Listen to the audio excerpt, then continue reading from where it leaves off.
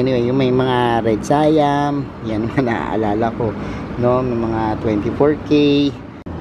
Anto, Mahana. Mahana corn. Mahana corn pala pangalan ni Ray. Ito, pink naman yung kulay, oh. Ganda. Ano? Actually, gusto kong pakita sa inyo yung pagkaka-build nito. Sapat na sa akin yung ganito lang, no? Parang tatambay-tambay lang. Hello everyone, this is Sir Misunao, Pini Dinopark in Eagle Garden, and welcome back sa ating YouTube channel. And for today's video, ayan, kasama ko si Bossy. At nandito kami, nagkakape. Pero natuwa lang kami sa idea ng garden na to, no? At dun sa mga maliliit yung space, tapos nakatira sa subdivisions, parang magandang idea to, no? Maliit lang siya na garden, pero ang cute tingnan at pwedeng tambayan, ano? Pakita ko yan sa inyo, baka magkaroon kayo ng idea. Samahan nyo kami ngayong araw na to. Kaya kung ready na kayo mga ka-MDP, tutok lang po.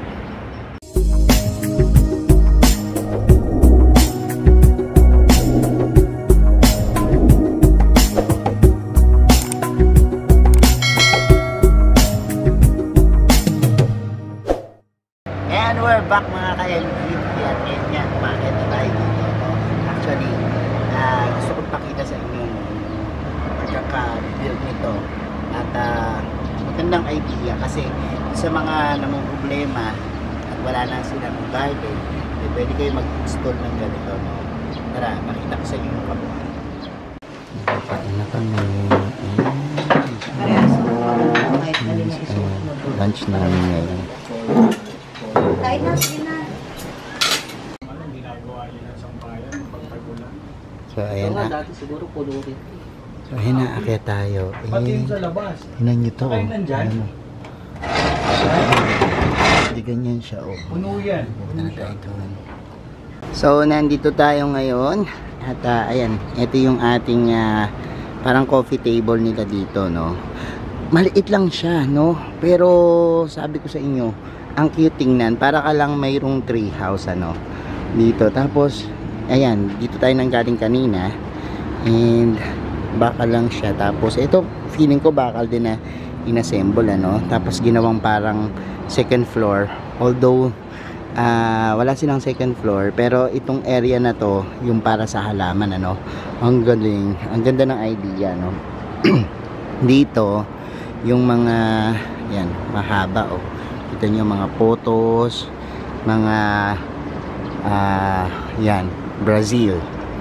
Tapos mayroon diyang mga iba't iba, may mga Hoya and marami, no. So titingnan nyo, puro bubong dyan, no. Puro bubong. And yan, tapos doon may highway, no. Actually nandito po kami sa Laguna, no. Yan. And pagtingin mo dito eto nga, balak pa raw nila tong pa-extend, eh. Pero ako, sapat na sa akin yung ganito lang, no. Parang tatambay-tambay lang. Tinawag si Hill, tuwan-tuwa doon pag ano niyan. And pakita natin ang mga halaman, kasi ito bubong to, no. At yung sinag ng araw very limited lang, pero na-maintain yung halaman dito na magaganda, no. For example, ano ba yung mga pwede nating ilagay na halaman? Mga cactus, no. Pwede sila dyan. O tingnan nyo, may mga cactus dito. And natutuwa ako dito sa mga aglonema niya, no. Ang mga aglonema, mga imported na aglonema to, na nandito lang, no, sa mga loob, no, ng ating area natin, ano. So ang gaganda ng mga aglonema, no. Mga aglonemang makukulay, pwede sila, no, na yung araw na natatanggap nila is very bright lang. Yan, limited, shaded, no. At yan, nag-work dito yung mga ganyan, ano. Meron ding mga syngonium, pero usually ang ganda ng idea kasi yung mga house plants na ganyan, eh pwede pala sila, no, na ilagay dito sa area na wala talagang araw, pero merong mga pumapasok doon sa mga paligid na liwanag, ano. So ayan, Even nga yung mga kalamansi. Pero dito, meron parte ng lugar na maaraw, malapit sila. Pero yung mga talagang kailangan ng araw tulad ng crotons, ando dun sa balkonahe. Oh. Nilagyan niya ng pinaka, yan. Makikita mo dito, nasa labas. Oh. Makita mo merong mga bahay dyan. O, pwede ka nang magmarites-marites dyan. Yan. And, ayan, meron mga gymno, cactus doon. Tapos dito naman, mga burn marks, no? Tapos, yan, pwede yung tawag dito, bamboo, no? Mga haworthia, pwede rin dyan. And, ayan, no? Nakukuyutan talaga ako dun sa mga aglonema niya dito. Tingnan natin yung mga varieties ng aglonema nila dito, no? Actually, before, maalam ako o kabisado ko yung mga ID, no? Pero ngayon, yung natapos na yung mga era ng kasikatan ng mga halaman, ayan, nakakalimutan ko na yung mga ID. Pero anyway, yung may mga red siam, yan mga naaalala ko, no? May mga 24K, mga yan. Pero ngayon, tingnan natin, merong avocado shake, may tricolor. Marami tayong mga alam before, pero ngayon tingnan natin isa-isa. Kayo na lang magsabi kung ano yung mga ID nito, no? I-comment nyo na lang kung ano, kung alam yung mga ID. Pero tingnan natin, ang dami niya ditong imported ata na aglonema o Chinese evergreen. Tingnan nyo to, ang ganda nito, diba? Kasi ito namang isa na to, may pagka pink yung pinaka gitna, tapos yung pinaka dahon niya is green na, no? So, ibang klase din ito. Tapos, yan. Ito parang yung maliit na nakikita natin, ano, sa ating garden. Pero ito mas matulis. Kasi, usually, yung mga aglonema mahaba. Ito patulis yung kanyang dahon, ano. Ibang klase rin doon. Yung mga big roy, pag nakikita nyo, di ba, ganyan yung itsura. Pero ito matulis. This one naman, iba rin, no. Tingnan nyo. Ganda rin ang kulay nito, no. Puntahan pa natin. Ang daming magagandang kulay. Ito iba rin. Ang ganda, oh. Green siya, tapos merong pinaka, ayan, oh, tuldok-tuldok na red. Ganda rin itong isa na to, oh. Wow, ang ganda, no. So, ito rin, iba rin to, no. Ganda ng kulay. Yan, ito, iba naman to. More on green siya, pero may mga batik-batik, ano. This one naman, wow, ang ganda naman ito. Napaka ganda ng collection na to. Ito ay Snow White, no. Yan, normal sa atin yan yung Snow White, ano. Pero ang ganda nung kanyang Snow White dito. Parang hindi ko alam kung Snow White to, pero iba rin kasi yung itsura niya, no. Minsan nag-iba-iba kasi ito, tingnan nyo, bago on fern, puting-puti, parang yan, Snow Queen, no, yung kanyang itsura. Dito rin sa baba, ang dami, oh. Ang ganda, look. Ito naman, oh. Ito rin, oh. Ito yung akin na namatay. Ano kung ganito namatay, eh. Pero yan yung tricolor, eh. Ganda rin, oh. Ganda ng kulay niya. So, marami pa dyan. Ito pa, oh. Wow, ang ganda. Ganda ako nito, oh. Look. Ang ganda. Ito, pink naman yung kulay, oh. Ganda. Ano pangalan? Black Mamba. Black Mamba. Ito may mga pangalan, no? Black Maroon. Ganda. May mga pangalan pala. Tingnan mo nga kung ano mga pangalan niya. May pangalan. Ito, Mahana. Mahana Corn. Mahana Corn pala pangalan ni Ray. Ito, ganda. Pupula-pula, oh. Ganda. Ganda nito. Ganda rin ito, no? Parang meron tayong ganito before, no? Parang tricolor niya. So, ang dami.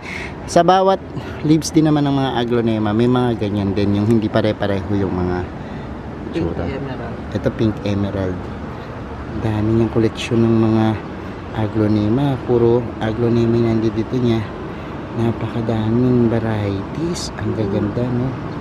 Yan, 10 karat. Ayun yung 10 karat. Ano to?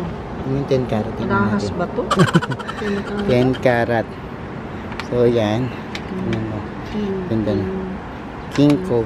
King Conchin. King Cochin. Ayan, King Cochin naman to, no?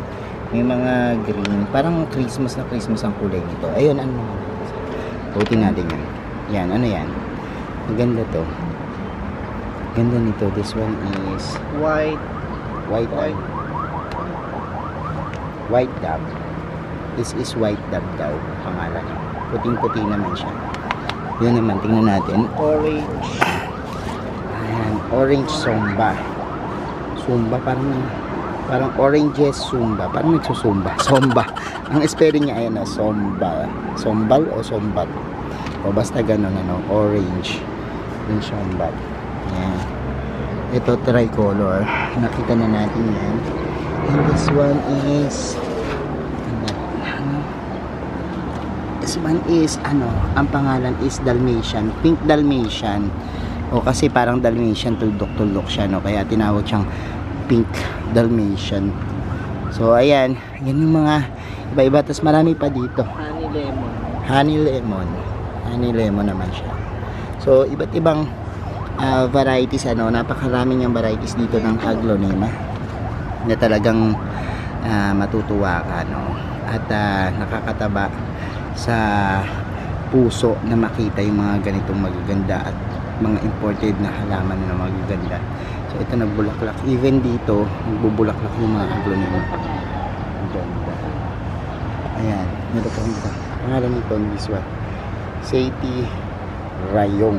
Mga parang Thailand yung ano eh. Thailand. So ito Skyline. Skyline naman, ano. So ito, yan, ang ganda nito, Sailor Moon. Sailor Moon naman ang pangalan nito. This one naman is Red Pamama. Red Pamama. Ganda. So ayan, yun ang mga Aglonema na talaga namang ang gaganda dito, no, sa lugar nila. Tapos dito may garden din siya ng mga gulay. Yan, katulad ng talong. Doon naman may kamatis, ano, sa side na yon. Tapos merong mga parang okra, no. So ayan, dito kinakita mo yung mga bubong ng bahay. Makikita mo puro bubong, pero maganda kasi elevated, ano. At ayun, no, tingnan nyo, may solar panel sila doon. Naka-solar sila. Ayan, tapos dito iba pang halaman. So yan lang. Tapos maglalagay ka lang ng konting table, tapos magkakape ka dyan. Eh talaga namang perfect na, no, yung inyong lugar. So ito, makita mo isang ganyan na compound. So pwedeng tambayan yan. Pwede ka maglagay dito ng mga may mga speakers sila dyan, no, na nakalagay. O, may natutulog ata dito. Kasi ano. So ayan lang, pinakita ko lang sa inyo. Ang ganda kasi ng idea dito, no. And rep ba to? O may rep dito, no. Buksan natin ang rep. Huwag na, magalit sa atin. So ayun lang naman. Pero dito magaganda rin yung mga ano nila. Sa baba nila mayroong mga nakalagay na mga yan, mga halaman din, no, sa paligid. Pero yung pinakataas nila sobrang cute lang. Maliit na tambayan na na-maximize yung space para sa mga halaman. Eh pwedeng pwede yan, ano, at magandang idea yan. So yan lang naman yung ating video and pinakita ko lang sa inyo. So ayan, ibang pakiramdam dito. Parang feeling ko ang sarap-sarap tumambay habang nagkakape. Ubusin ko muna yung kape ko. And ayan, sana makakuha kayo ng idea, no. Tapos dito may mga kalamansi. Ang kalamansi pala, pwede siya hindi totally nakaano sa araw. Kasi ang daming bunga, oh. Yun naman, namumunga yung mga kalamansi nila dito, no. And ang saya lang, no. Tingnan. So inumin ko muna, tubusin ko yung kape ko muna. So ayan mga ka-MDP, napanood nyo na yung ating vlog. And I hope na inspired kayo, no, na huwag kayo ma-discourage. Kahit na maliit yung pwesto nyo, eh pwedeng nyo pong gawin yung ideas na to, no, sa garden nyo. Thank you so much, Ninang Donna and Ninong Edward, sa pagpapatuloy sa amin dito sa inyong magandang tambayan. At yan, salamat ng marami sa mga nanonood ng ating video, sa lahat na nag-like, share at nagko-comment, ano.